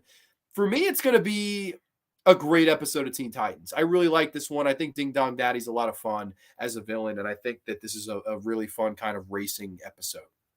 This episode sounds like the cartoon series Wacky Races, which also many cartoon characters who also competed in a race. Yeah, and it's fun. Like, you bring back all these villains. Granted, there's not much for them to do. They're kind of just there. And Red X kind of takes them all out at one point because he respects Robin, which, again, felt kind of weird. Like, I don't think Red X would just go for the fucking briefcase. Like, why? Red X just all of a sudden has a change of heart. He's like, all right, you know what? This means that much to you. I'll help you. Like, what? Like, Red X wouldn't do that, man. Cheers, by the way. I'm drinking the old dude tonight. Sometimes when you do streams, your fucking voice can get really dry. So it's good to have a drink. Usually I drink before, but I digress. But yes, that is Revved Up. I like that episode. To me, it's a great episode of Teen Titans. But coming up next, this is arguably my favorite of the entire season and definitely one of my favorites of the series. This is season 5, episode 10. It debuted December the 17th of 2005. This is Go. Yes, Gordanian transports Starfire and tries to bring her to their home world. She escapes and causes havoc on Earth. Robin and the other young heroes arrive to stop her. The origin of the Teen Titans. Yes, I thought this was a great idea for an episode here because on paper, we never really got the origin episode in season 1. It starts with Divide and Conquer, which doesn't really work as an introduction to these characters. Final Exam works way better as a pilot. It's my favorite episode of season 1 if you haven't watched my reviews for that. Divide and Conquer as a series premiere doesn't work because it's really not about Starfire or Raven or Beast Boy. It's just Robin and Cyborg getting into an argument. And that whole thing kind of plays out. This would work as the ultimate series premiere because it's the origin of how they met. It's an origin of how they got together. And I really like how the story is done here. Of course, Robin has just gone solo from Batman. I work alone now. I'm not looking forward to getting to a team. You have Beast Boy, who has just left the Doom Patrol, who we got porn bots. Everybody, please block the porn bots if you're a whatever. I don't even know what to say. Fucking stuff's distracting. Sorry. You have Beast Boy, who's just left the Doom Patrol, and he's wearing the mask and calling Robin Sir. You have Raven, who's just a loner in the dark alley. And then you have Cyborg, who's all kind of covered in sweatshirt and sweatpants. He's all covered up trying to protect that he looks like a cyborg, protect that he looks like a fucking freak or whatever. At least in his words. And then you have Starfire, who crash lands on Earth and starts destroying things, and they have to try to stop her. I thought this was a wonderful origin story for the Teen Titans, like a very nice how they met episode. And a lot of series have this, but to throw it towards the end of the original series run, I thought was really smart. And in a lot of ways, this would have been funny to do as the series finale. Like end where you began or end where you began. I think that would have been something really interesting and meta to do. Like the last episode, and after, if you did, instead of a things change as the finale, do this as the finale. Do calling all Titans together, then go. And then they just end it like that, like how they met. And then this led up to all of this stuff, culminating in Titans together. I think that would have been nice. It would have been a nice way to end it. You could have theoretically had this one go on last before things changed was an idea. But I think, again, this is a really fun one. It has nice character moments with all of them. And I think that's why I like this episode a lot. And arguably is my favorite episode of the whole season. You have some great moments where Raven is saying, I feel like I don't really fit in. And of course, Cyborg takes her aside and says, look at us. Look, she's an alien.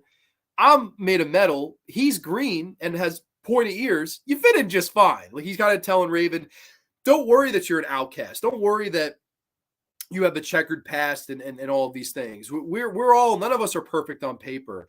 You fit in just fine. I like that moment between the two of them. And there's a really nice moment where Beast Boy's getting his ass kicked and Raven kind of saves him, kind of showing that, again, even though these two are going to butt heads in the future, they always had each other's back, even from day one. I like that. And I like the whole battle of the five of them just kicking ass. All of these aliens that are trying to transport Starfire.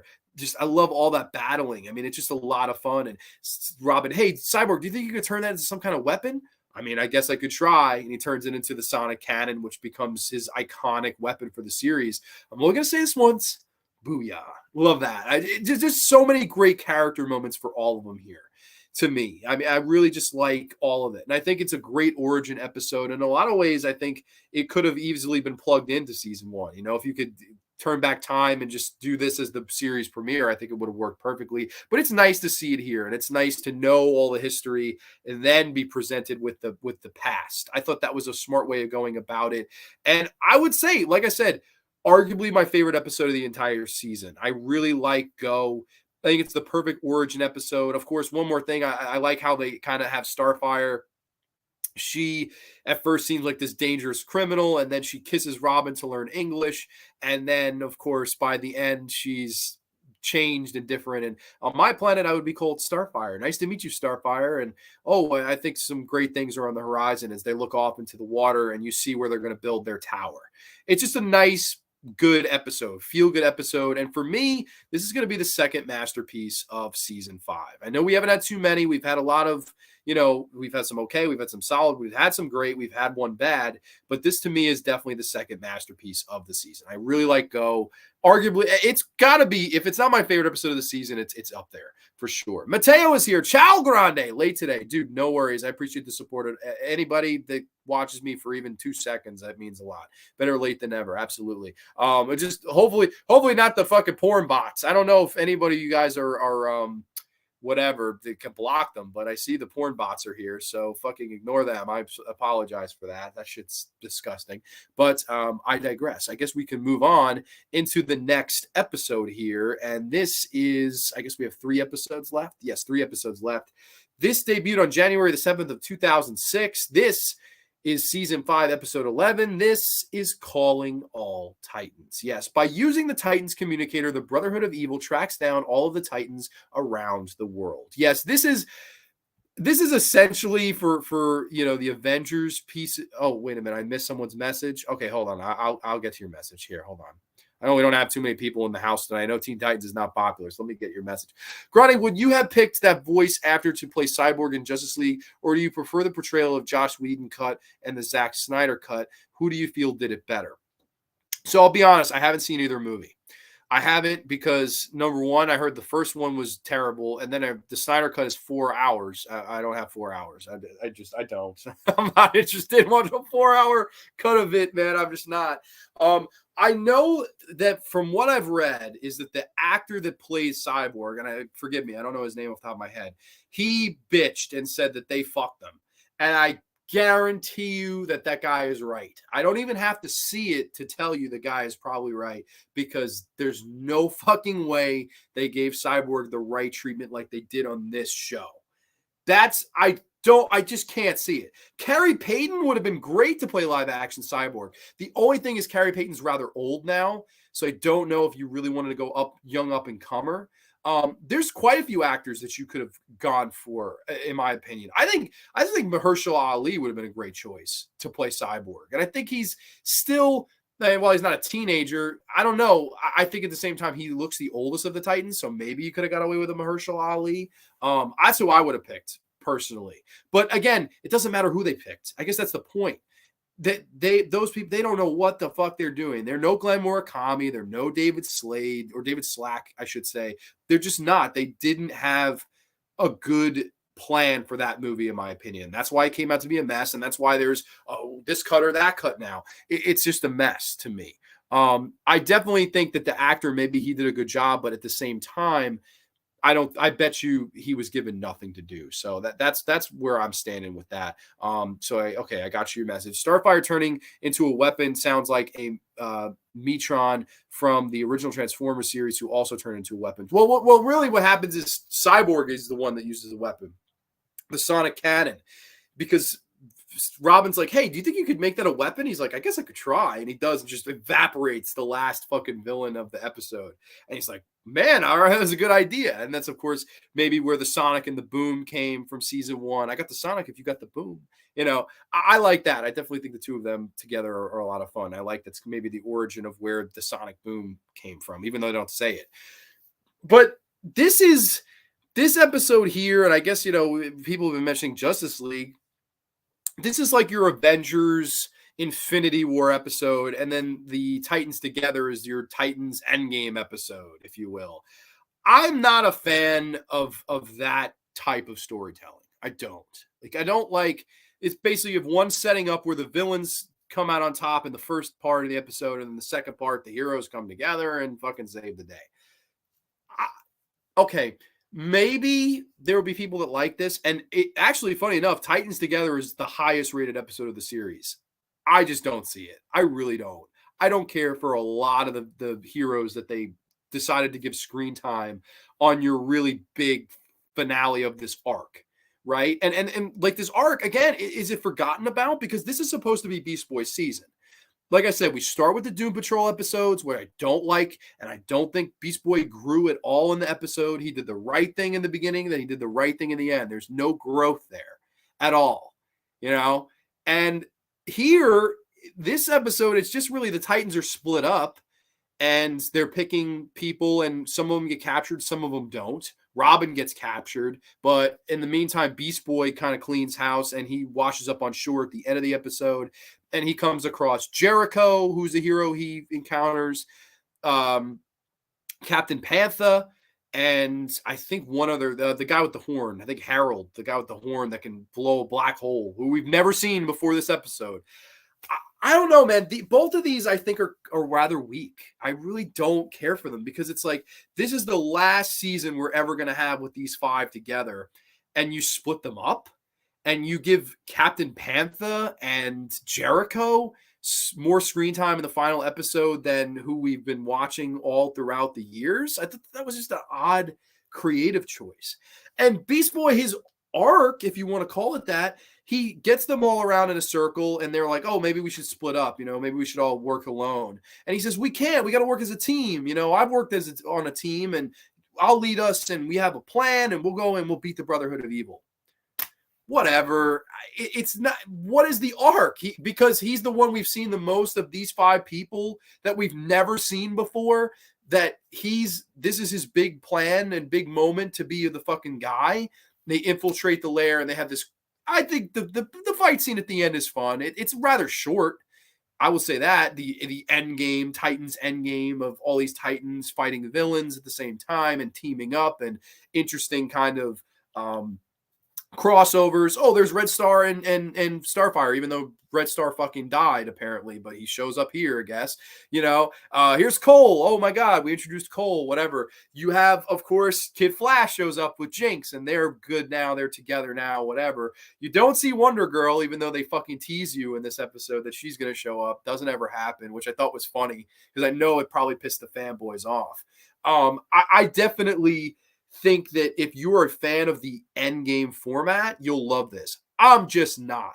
And I think in a season where you wanted to focus on Beast Boy and give him an arc to grow as a person, this doesn't do it. It doesn't do it at all. The last episode does it. The last episode to me is better than the whole lead up to this arc for me.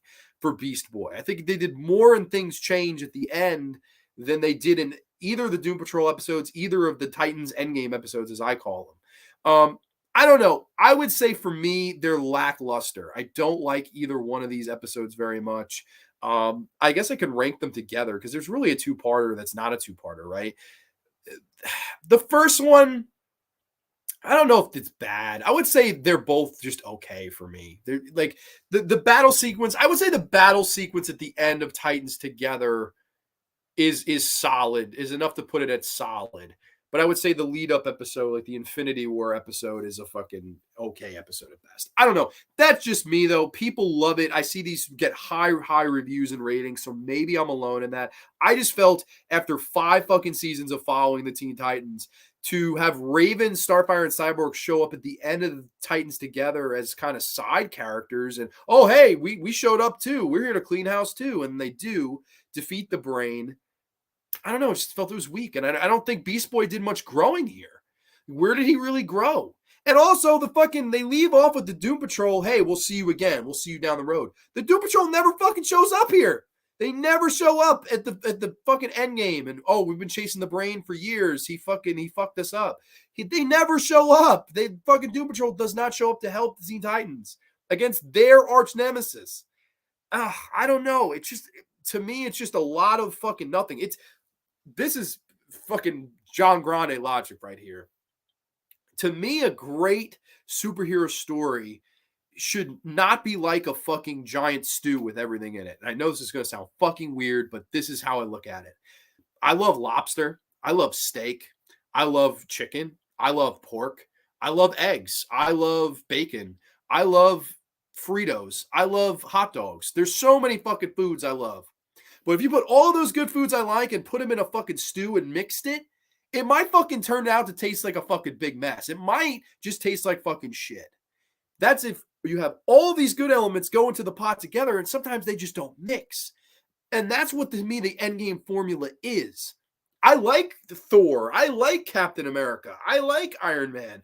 But how many of these motherfuckers are we going to get together? And just so the fucking marks can stand in the fucking semicircles and jack each other off until they're fucking blue in the faces and not blue in their balls and fucking celebrate the oh my God, they're all together. Big fucking deal. Big fucking deal. They're all together. Does it taste good? Is it good for you? Do you feel good after? Not me. I just don't. I don't know, man. I don't like the whole idea of bring everything together. This is epic. This is this is that. There's no way that this felt not even a quarter as epic as the season 4 finale with Raven, the end, and Trigon, and the 5 of them, and Slade. Teen Titans, go! The fucking epicness of that. That was the end. That was the fucking end game. You had 5 Teen Titans and your arch villain. That's what you fucking had. And that felt more grand, more epic, more badass than anything in either one of these 2 episodes felt. Same thing with Aftershocks. That's your fucking end game. The Titans against Terra and Slade. Let's fucking go. This is just to me, oh, we're going to please the fanboys. We're going to fan service. You're fucking neglecting what made this show work, which was the 5 of them together forever. I don't mind if you want to bring in side characters here and there, but to me, to do this as your big arc for fucking Beast Boy, you swung and you missed. That's how I look at this. That's just my opinion. I don't know. I know I'm alone in that. I see people love Endgame is the top 5 movie of all time. And snap, Thanos. Whatever the fuck. It's fine. Maybe it is an okay movie on paper. But to me, I just don't like that format. To me, I'm just old school. I like villain, hero. That's it. We can add people in from time to time, but you add the whole fucking gambit of people against the whole gambit of villains. I don't know, man. It just kind of rubs me the wrong way personally. I don't know. Not a fan. Not a healthy diet, my friend. No, not a healthy diet, but hey, I'm under 200 pounds. I'm good. But you know what I mean? Like, I just feel like there's a lot of things that taste good, but that doesn't mean they're all necessarily going to fit together when it comes time for that. We might add our comments, but the porn bots are going off on me. I think the monkey said, Grande, do you truly feel Ezra Miller will not be hired to do Oh, wow. Geez, I don't know if I want to touch that. I doubt it. I don't know. I mean,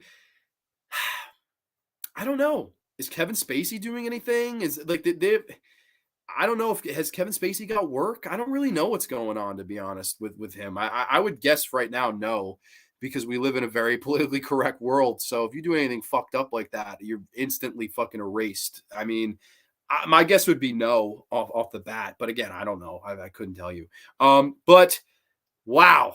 That is Titans together, calling all Titans and Titans together. I kind of rank them both at the same time. Sorry, to me, it's a two-part episode, so there's really no point of separating them that much. Felt weak to me, felt weak. But this brings us to the most controversial episode, I would say, in television history. I mean, for me, if you're a fan of this show, you know how controversial this episode is. You know how many fucking people hate this as a series finale, and you know all of the questions, all of the backlash, all of the what the fucks that were asked after this son of a bitch debuted, after this premiered, just 2 days after the season finale. It debuted on a Monday night, which is the weirdest thing of all time. To have a series finale of a show that generally aired on Saturdays, have its series finale air on a Monday night. Weird, but we are here. We are at the most controversial episode of the entire series. This is season 5, episode 13, the final episode that debuted on January the 16th of 2006. This is Things Change. Yes, Things Change, the final episode of the series, and one that I'm very excited to talk about. Tara is back, but she doesn't seem to remember anything. Beast Boy becomes obsessed with helping her. Yes, things change. Now, wow. I mean, this is really the episode that invokes the biggest reaction out of everybody. I mean, whether you love it, whether you hate it, whether you think it was brilliant, whether you think it was terrible, it seems to be the most talked about episode of this entire show, because people were like, what in the fuck happened here? I am one of the people, though, that I think this is brilliant, and I think this was a really smart way to end it. And I think why people don't like it is because it's a bitter pill. You look at how a lot of shows end. A lot of shows end usually on happy notes, where characters are going to get married. A lot of TV shows end. Oh, we're getting married, and The Odd Couple ended where fucking got remarried. Holy shit! The fucking Golden Girls, Dorothy got married. A lot of it ends with that, or if it's a more violent show, more R-rated shows, the main character's dead, something like that. Usually all shows end like that.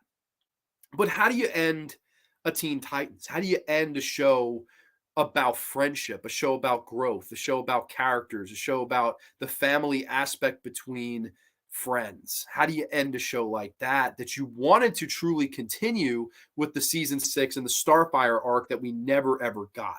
Because the main idea was, we'll do 5 seasons, we'll have a season for each Titan. And Starfire never got that because Tara gets season 2. So Starfire is written out of getting her own season.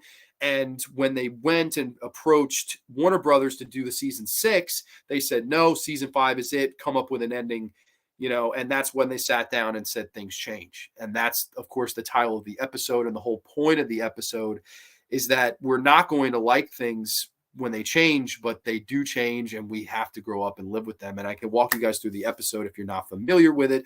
Of course, the Titans return to town after facing the Brotherhood of Evil for the first, 10 of 12 episodes. And of course, they find that after they've left, things have changed. The Blockbuster is closed. The local music store is closed. Their tower, like everything is just a little different. And they don't like that. Of course, they've been away so long that all these things have changed. They then encounter the villain of the episode, who never gets a name, and instead is this kind of white, blank, templated creature that can adapt to everything they use and throw at it. If you throw water at it, it becomes water. If you hit it with a metal rod, it can become metal steel. If you throw it in cement, it can shoot cement. Anything that the Titans throw at this creature, it adapts to and becomes. And while they're fighting it in the beginning, Beast Boy gets thrown from the battle. He looks up and bam, he sees the love of his life, Tara, who he believed to have died and turned to stone all the way back in season 2's finale, Aftershocks. oh my God, Tara. He looks up and goes to try to find her in the crowd and she's gone. And then a lot of the rest of this episode is him kind of, was it her? Was it not her? And then he finally encounters her, asks her out again, and she doesn't seem to remember any of the things that he does. And he's trying to get her to remember the great times they had together and all the love that he had for her as he takes her out for a pizza slice. And meanwhile, the Titans are trying to track down this villain that adapts to whatever is thrown at it. A lot of people get pissed off because it's never really said. Is it Tara? Is it not Tara? Beast Boy goes down. Her statue's gone. Was she reverted to human form? Is this really her? Or is this a girl that just looks exactly like her and is bringing up the post-traumatic stress and memories that Beast Boy had from losing the woman he loved? It's never answered. It's never answered. I personally think, and I do think it's up to your interpretation, I think it's her. I really think it's her. But I think what in a lot of ways is she wanted to remove herself from her past life because she was someone who never knew or could decide what she wanted. She had these incredible powers, but she couldn't control them. She wanted to do good, but ended up doing bad. It's the story of a tragic hero is Tara. And that's why I really like her character. I think she's fucking great. I really do. I love Tara. And I think that the fact that if she was to ever given a second chance, I could totally see why she would kind of stiff arm that past part of her life and put it all on the side and be like, hey, I don't want to be that person anymore. I want to just be a normal person and live a normal life. I could see why she'd stiff arm that. But then there's the argument, why doesn't she remember anything then? How does she not remember anything when he shows it to her and all of his love for her? That's a good question. Maybe it's not her. I don't know. That's a big argument. Is it her? Is it not her? I think it's her. And I think she's just choosing to let those memories go in order to be normal. I think that makes perfect sense. But again, people fucking freak out. Fucking, you better tell me who it is. I don't know. The fanboys really freak out with this one because a lot of people call bullshit on it. Beast Boy is trying to convince her. He does run into Slade, which I think this is thrown in there totally as we had to get Ron Perlman one more appearance. That's what it screams of to me. Like Ron Perlman was the main villain of the show. He's got to be on the last episode. We've got to get him in. Of course, Beast Boy destroys Slade and it's a robot double. But of course, we got Ron Perlman some fucking voice work. I think that part is totally, you could have cut that out. It didn't even need to be in there. But it's almost a homage to thank you, Ron Perlman, for fucking carrying this series as the antagonist. That's how I looked at that. But to me, the brilliance of this is where Beast Boy's character really does grow. Where I don't see that much growth in Homecoming. Like I said, he's the same in fucking Homecoming Part 1 as he is at the end. And the same with Calling All Titans. There's really not much there. He just leads them in. And meanwhile, Raven, Cyborg, and Starfire were leading their own fucking groups in. So I don't see why was it so special that he led his group in? It just didn't make sense to me. This is where he gets his character arc. This is where he gets his character growth because he's looking at the woman that he loved and was unfortunately died right before his eyes and hugged him. And you were the best friend I ever had. The tear, she turns to stone as she saves the city. I love that. And Beast Boy is just so sad about it and all these things. And here's his chance to get her back. And she doesn't want any part of him. She doesn't remember him. And it's the hardest pill in the world for him to swallow as he keeps trying to convince her. He goes to her school, which is Murakami High, which is, of course, a nod to Glenn Murakami, the series creator. And she gives him 5 minutes in the hallway. And it's the most heartbreaking scene in the entire history of the show. It really is. As he says, you were so happy then. Why can't you just remember who you were? And she looks at him and says, things change, Beast Boy. The girl you want me to be is just a memory. And we've got to go our own way. Be the Teen Titan. Be the Teen Titan. That's who you are. And you've got to go out and you've got to move on. You've got to swallow this bitter pill. And I think in a lot of ways, for number one, it's very important for Beast Boy. I have to let go of the past. I love her. I'll forever be the love of my life, but I have to let her go. And it's a bitter pill, and we all have to swallow it at one point or another. And I think that's kind of reflecting to a fan of this show, right? Because this was the last episode. We had to let go of Teen Titans. We had to let go of all the laughs, of all the fights, of all the villains, of all the memories, of all the family moments. We had to let go of that and move on to another series. Of course, with this, it eventually became Teen Titans Go, which was completely different tone, and it was directed towards children. And again, things change. Things are going to change. It's not going to be for a growing up teen, that the TV 14 people who want to see fighting and crime and all this stuff. It's going to be for young kids, young kids at the age of 5 or 6 or 7 or wherever the hell. It's for them. And that's things change. And I love Beast Boy realizes Beast Boy to Robin. I'm coming. I'm going to come to fight you. I'm going to come to fight and help you. Facing this thing, again, that is adapting to all of the shit they throw at it. I think the fucking creature is almost symbolic of fucking life. We get a lot of shit thrown our way, but we've got to adapt to it and go with the flow. And that's what happens here. And I thought, what a brilliant episode to tell us, hey, thank you for the memories and the support and the last 5 seasons and all the good times. That was then, but things change and this is over. And you have to accept that it's over. Whether it's a relationship between Beast Boy and Atera, whether it's a fan that like me, that tuned in every week to watch this show and maybe didn't understand at the time that things change, or to an adult that has to swallow the bitter pill, even at this point in my life, things change and it sucks and it's bitter, but they do change. And I think that, I don't know, for me, this is a masterpiece. I think Things Change is one of the greatest season or just series finales of all time. I think it's brilliant. I really do. From top to bottom, I think it's masterfully written.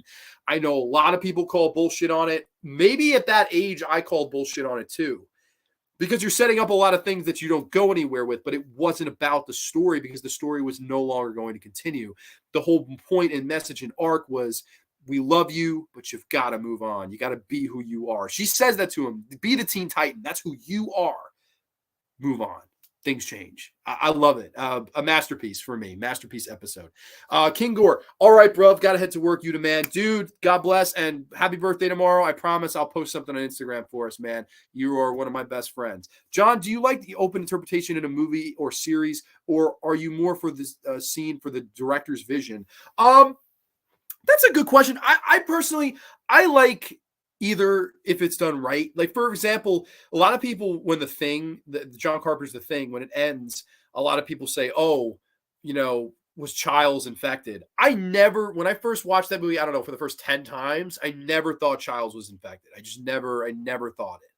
And then as I got older, people were like, oh, he's totally the Thing at the end. He's totally the Thing. I never saw it that way, but I like that it leaves it up to you. What happens to them? Did they just go out there and freeze to death? Was Childs the Thing? Did he go and kill him? It's left up to me. To me, I like to think that he and Childs got on a helicopter and lived happily ever after. But I'm naive. I'm like that. I can't fucking help it. I want to see a happy ending there because I love McCready and I love Childs. I love David Keith David. I love him in They Live and all other movies. I love him. I think he's a great actor. And I love Kurt Russell as well. Did a top 10 on him. So for that particular instance, love it. Here, I get the gripe. I get people saying, well, why would you infer that she's back and go nowhere with it? I understand it, but it wasn't even about her. It was about Beast Boy. It was about Beast Boy moving on. And it was about the fans moving on. It was about the fans in a lot of ways as much as it was about Beast Boy. And I thought that was really smart to kind of do personally. But again, I could see someone calling bullshit. It makes sense. I could see it easily. But personally, I like it. But there are things left up to interpretation. I'm trying to think of one where I wouldn't like it. I don't know. I can't think of off the top of my head one where it left it up to you and I didn't like it, like off the top of my head. I'm sure there has been. But I don't know. To me, director's vision, it could be whatever the director wants. I think leaving it up to interpretation, I guess I would lean towards more. Like, for example, Dawn of the Dead, my all-time favorite movie. How much fuel do we have left? Not much. All right. They fly off into the sunset. She's pregnant. She's going to have to give birth to a kid. They don't have a lot of fuel left. Where the fuck are they going to go? Are they going to land in a safe area? Or are they going to land in front of a bunch of zombies? We don't know. I like to make my own conclusion that they got out and they were safe and she delivered the kid okay. And maybe they had a romantic relationship down the road. I can infer that. I can think that if I want to. But you could also think they ran out of gas, I don't know, an hour later and got fucking eaten. You could think that too. I like personally when it leaves up to the viewer, but I have no issue if a director says this was it. Like there's no up to your interpretation. Like Texas Chainsaw Massacre, Sally got away. You can infer that she's gone nuts, but Sally got away. Leatherface does its dance, and the movie ends. Like I don't mind either, as long as it's done right. But I guess I would lean towards interpretation. I like using my own brain. I like thinking for myself. I like being able to create my own world after the fact of what happened and debating it with friends over Applebee's or just to talk around the fucking water cooler, if you will, for lack of a better term. I think it's nice conversation starter if it leaves it up to interpretation. That's just me though. But how about you? I'd love to hear what you think. If you ever see the original Thing from 1951, the ending scene where the guy warns all listeners on the mic, keep watching the skies, was later used in a similar aspect in the original The Fog. That's awesome. Yeah, it's cool that John Carpenter always kind of paid tribute to that. But this is season 5 ranked, and we're not done yet. We have the Trouble in Tokyo movie to review. And this is a very interesting list here because we've got about 3 in every row and then 1 bad one. 3 masterpieces, of course, 4 real, Go and Things Change. I would say those are the best. And Homecoming, the starter for this season, I just don't like. I never, ever liked this episode. I thought it was kind of lame. So, and then, of course, you have some great, solid, and okay, right, smushed in the middle here.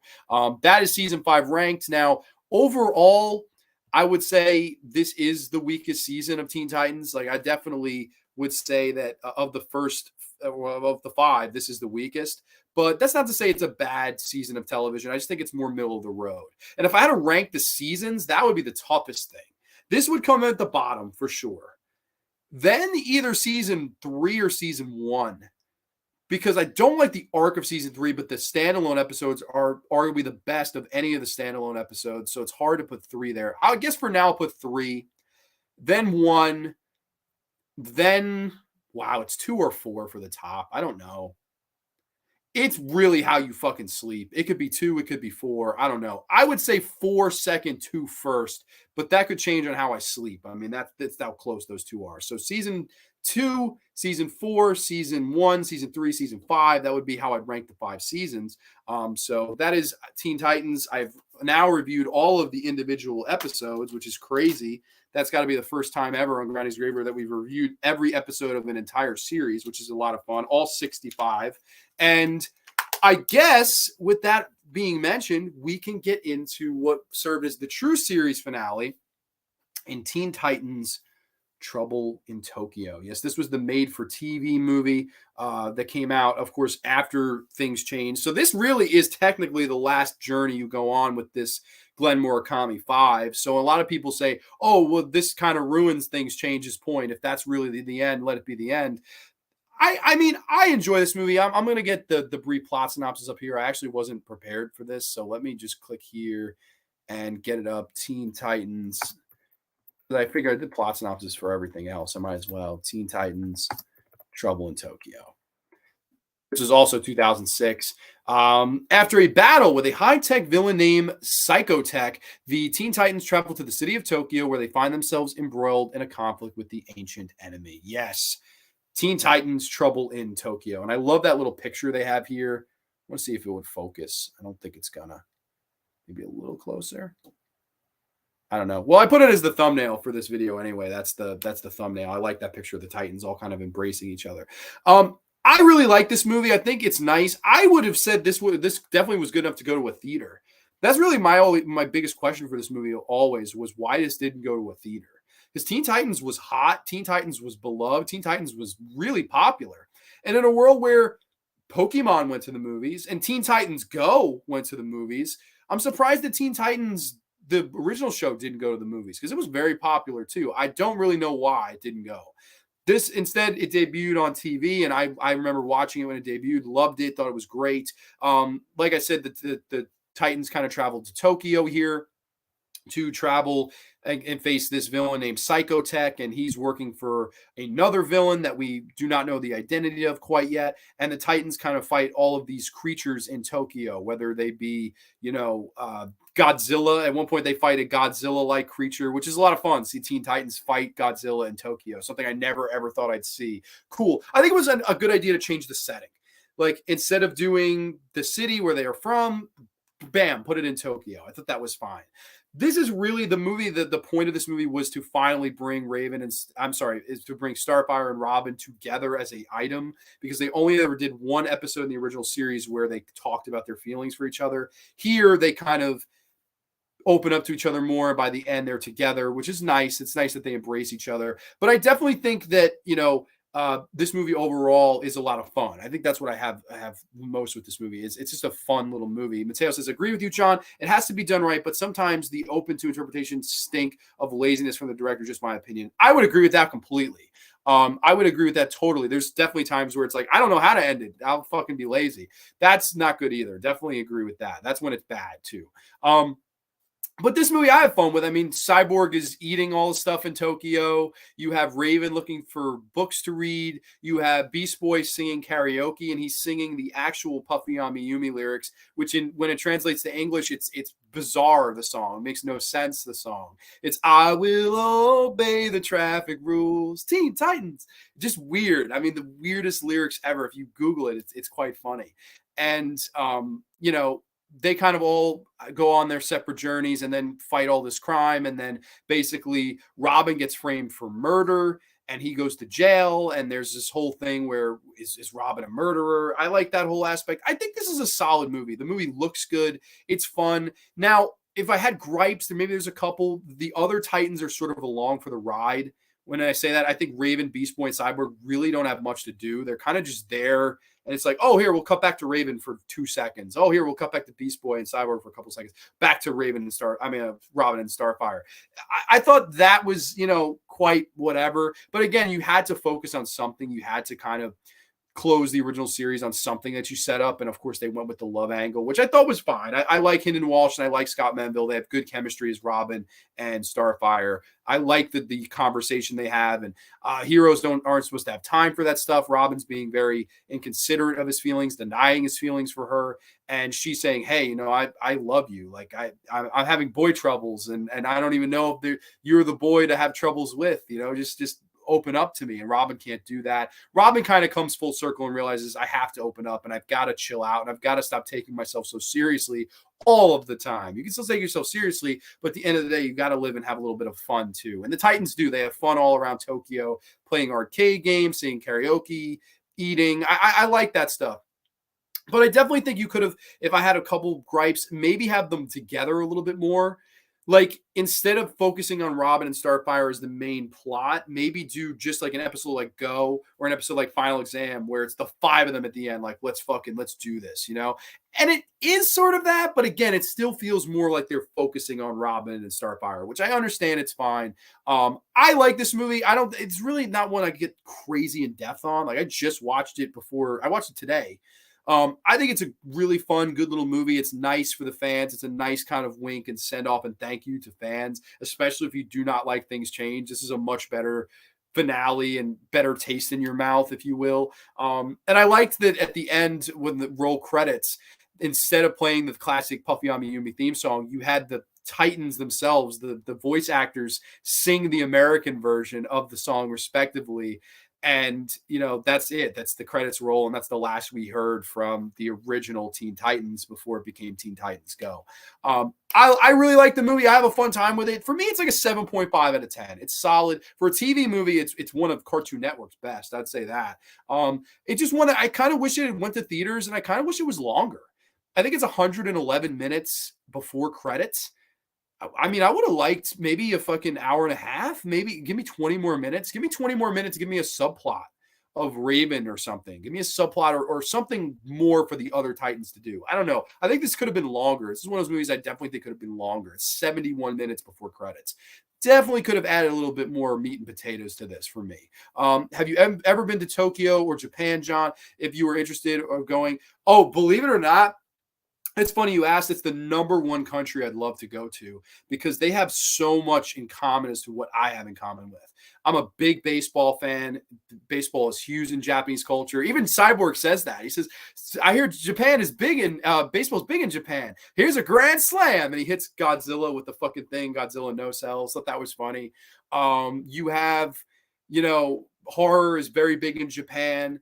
you have like Ju-on and Ringu and One Missed Call and all of these J-horror movies, Haozu and, Toho, Godzilla. I love that. I'm a big seafood lover. I love seafood. I love squid, octopus, not just shellfish, but I like, weird stuff too that you can eat. Like they have live octopus you can eat there. So sign me up. I love that. Dip it in some soy, eat that. I mean, absolutely love, seafood. So their whole culture, I just really like. I like cherry blossoms. I like, the big cities, but it seems like a much more dialed down New York City to me, a cleaner, dialed down version where everyone's kind of just minding their own fucking P's and Q's. I would love to. It's my number one place I'd like to go. And I plan on doing it someday. I just love to go.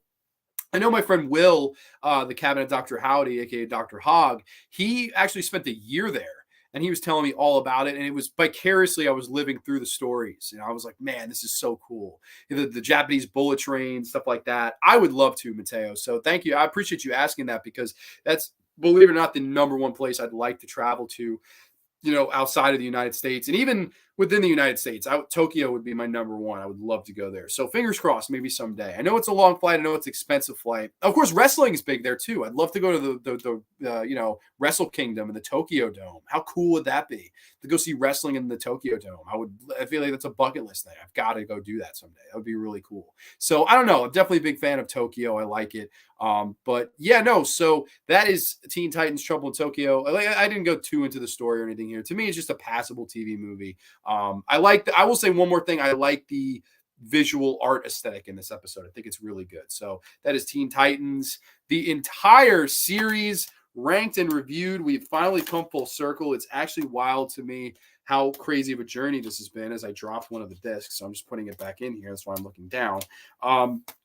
Yeah, I don't know. I got to say, this was really fun, and I'm happy that I could end Horror Burnout Week on such a fun note, talking all things Teen Titans, probably in my top 5 favorite shows of all time. I mean, the Twilight Zone, Teen Titans, House, fucking Golden Girls. I mean, there's a lot of shows I like, but this would definitely be in the top 5 for me. And probably animated, Sopranos would be one of them. Teen Titans, the original series, is a top 5 show for me and easily my favorite animated show of all time. And it was fun to, start so long ago and finally comes full circle here tonight on the Graveyard and talking all things Teen Titans, one of my all-time favorite shows. And like I said, the TV reviews will continue. I will do Twilight Zone season 1 at some point. I will do Tales from the Dark Side season 2 at some point. I also planning on doing, I got this very cool Spanish anthology horror series in the mail called Tales to Keep You Awake.